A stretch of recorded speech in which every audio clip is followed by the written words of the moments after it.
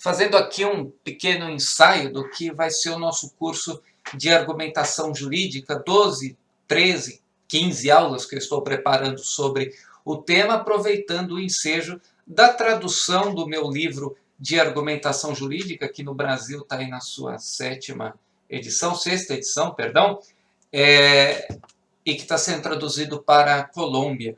Então, minha tese principal, tanto nos livros que eu trabalho com o tema da argumentação, seja a argumentação para o advogado, seja a própria construção de um texto científico, é que existe sempre uma estrutura narrativa pela qual você pode pautar a sua escrita, seja no artigo que você vai fazer científico, seja nas suas alegações para o tribunal, na sua sentença, no livro doutrinário que você está escrevendo, no ensaio que você está escrevendo. Eu desenvolvo essa tese aqui no livro O Ensaio como Tese, Estética e Narrativa na Composição do Texto Científico, em que eu tento dizer para você, ou comprovar para você que cada argumento é como um personagem de uma novela, de uma ficção. Quer dizer, os argumentos têm que se interagir, têm que se transformar para chegar a um desfecho,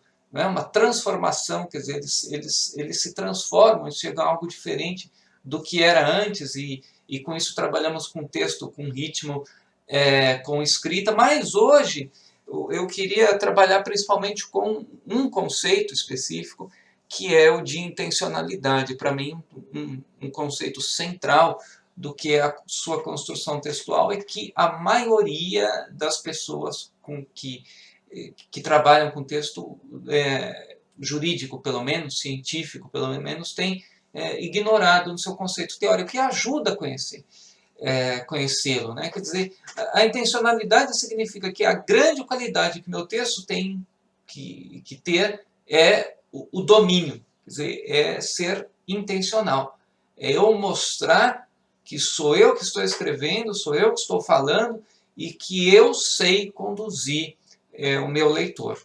Para mostrar isso, como eu fazia sempre nos meus cursos presenciais, quando eu me dedicava a esse tema, depois eu fui, claro, para o direito penal, mas nós não abandonamos nunca a narrativa, é melhor trabalharmos com outras linguagens. E eu quero trazer aqui para vocês a primeira delas, né, um quadro de Diego Velázquez, quer dizer, nada menos do que Diego Velázquez, esse quadro que está, salvo engano, no acervo do El Escorial, na Espanha.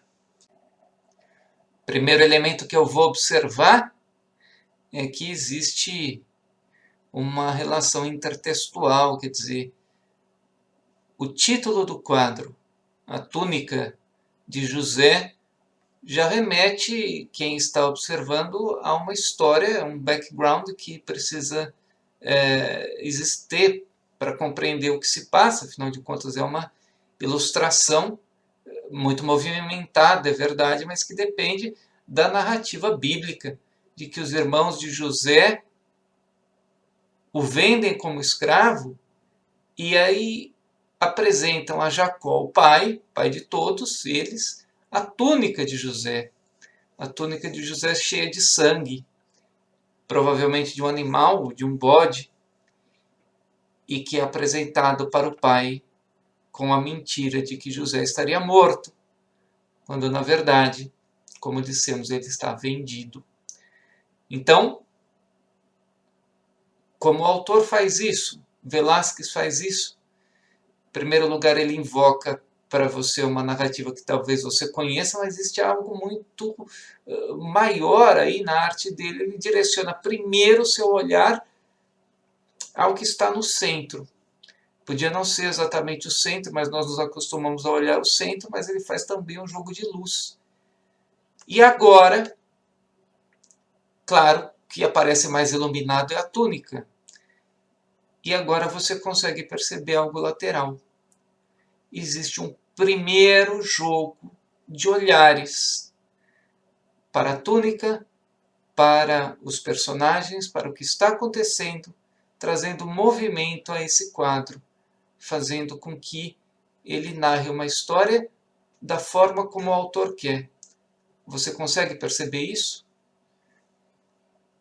Esses primeiros olhares eu vou ilustrar a partir aqui de uma construção muito tosca minha em cima do desenho de Diego Velázquez. Pedindo perdão, primeiramente, pela heresia que é jogar uma seta digital sobre um quadro de Velázquez, embora também digital.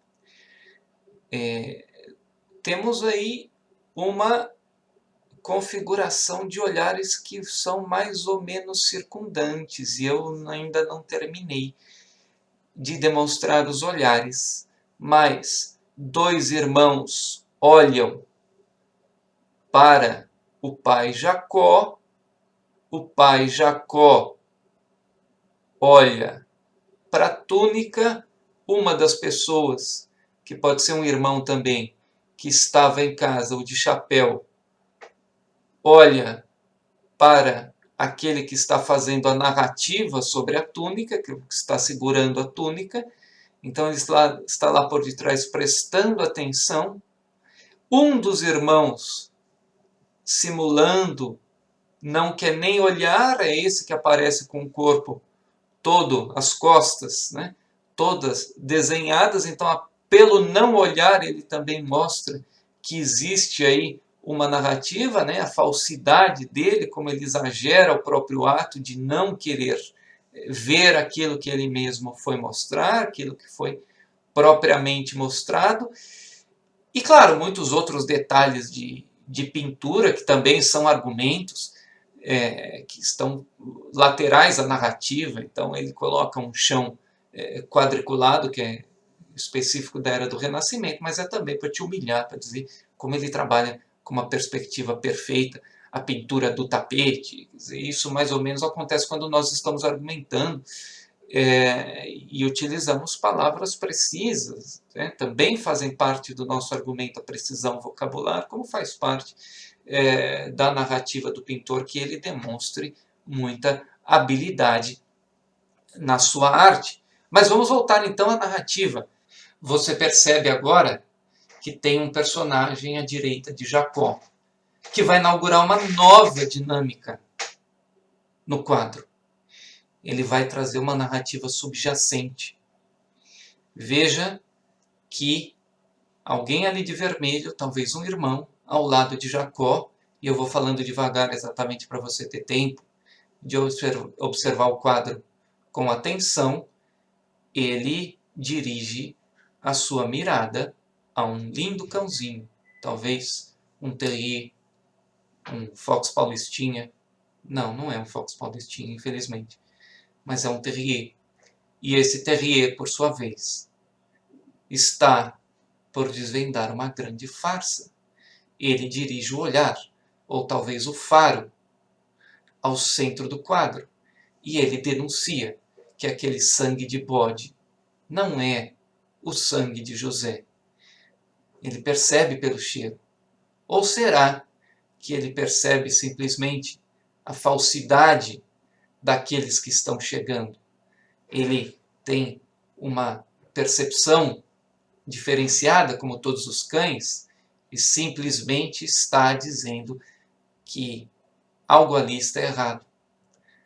De qualquer forma, alguém já notou, algum ser humano já notou, o cão está denunciando, e isso inaugura para você um dinamismo. A cena não está mais parada, a cena tem uma conflitividade, algo ali vai acontecer, porque o cão vai continuar ladrando, porque a pessoa está notando que existe algo errado, e por aí você tem esse pano de fundo que ao primeiro olhar você não percebe, mas é claro que isso é que faz a concepção, a complexidade, a genialidade de um texto desse. Desculpa que eu fico empolgado quando olho para um quadro de Velázquez, mas é que as coisas são assim.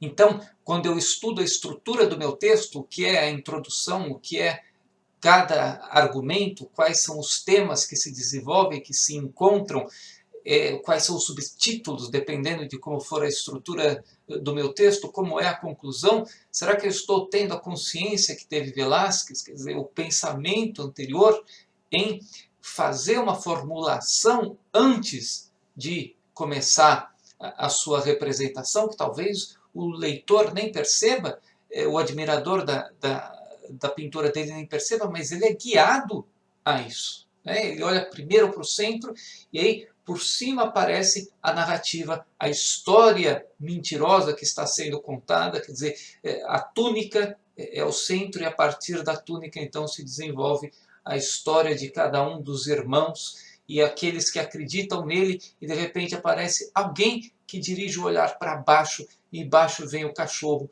quer dizer, determinando a parte, a história volta como a verdade reaparecendo nesse movimento circular com a túnica no meio, tudo isso estava pensado e vem então da consciência daquele que está estruturando. E eu preciso desenvolver isso no meu texto, caso contrário, eu fico perdido no meio de tantas informações que estão aí disponíveis com jurisprudência, com, no caso dos artigos científicos, tantos e tantos artigos que estão disponíveis na internet, mas que eu não sei dar a eles uma cadência e, principalmente, manter a rédea, dar a senda para o meu leitor daquilo que ele deve aprender comigo. E, a partir daí, eu desenvolvo cada um dos meus argumentos, não como uma prova de verdade, de forma alguma, mas principalmente como um meio de eu representar aquilo que eu quero. Se você olhar uma outra área da pintura, por exemplo, já em tempos contemporâneos, né, os quadrinhos, você vai ver, por exemplo, que os super-heróis eles aparecem com uma mão exagerada quando ele dá um soco, né, o tamanho quase maior do que a cabeça, quer dizer, uma anatomia fake, como no caso de Jack Kirby, um desses desenhistas inaugurando isso. Mas o que significa isso? É que eu tenho um modo de me expressar que também é direcionar o seu olhar, não exatamente para a realidade, porque a realidade não existe a partir do momento que ela é representada. Então, já num microtexto, eu começo a deformar aquele meu desenho, não para mentir, porque eu não tenho um compromisso exato com a realidade, mas para chamar a sua atenção para aquilo que eu quero.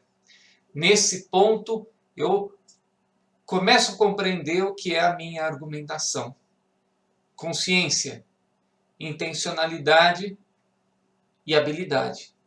Tanto no que é menor, cada uma das palavras, precisão vocabular, cultura, até o que é maior, estrutura, intertextualidade, aquele conhecimento do qual depende a interpretação do meu texto, e eu tenho que contar com ele, como a cena de Jacó, o conhecimento bíblico. E, a partir desse momento, a admiração de ter levado o meu leitor ao caminho que eu quis trilhar. Essa é a primeira característica do texto. Vão vir outras. Eu espero que esse texto, aliás, que esse texto não, que esse nosso vídeo tenha sido de alguma serventia. Se não foi, não foi intencional.